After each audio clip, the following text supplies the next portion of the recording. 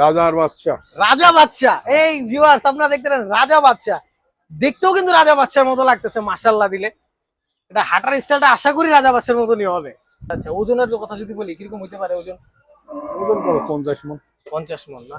আসসালামু আলাইকুম, আশা করি সবাই ভালো আছেন। আজকে দেখাবো হচ্ছে আপনাদের মহিষের বাজারের আপডেট। তো কি রকম হচ্ছে বা কি রকম বাজার রেট যাচ্ছে টোটাল ডিটেইলসটা তুলে ধরার ট্রাই করব। তো চলেন আমরা আজকে দেখি কি কি দেখানো যায় আপনাদের। আমি এখন যে পেভিলিয়নটার মধ্যে আছি এটা বেসিক্যালি হচ্ছে এটা মহিষের পেভিলিয়ন।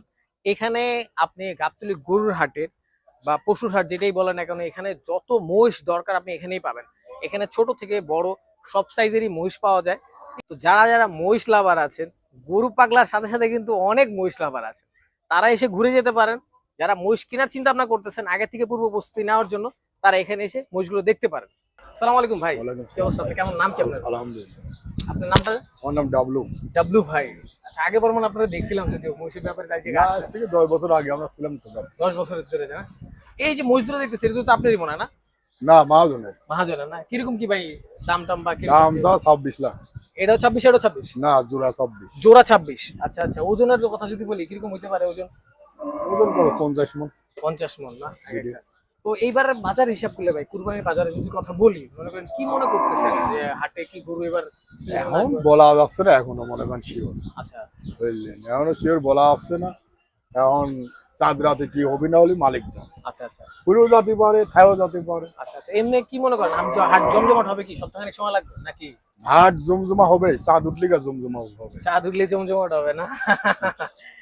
ভাই বাড়ি কোথায়? পাবনা। পাবনা। ভাই নাম্বারটা একটু বলে দেন, যদি কেউ নিতে চায় আপনার সাথে যোগাযোগ করে আসবে।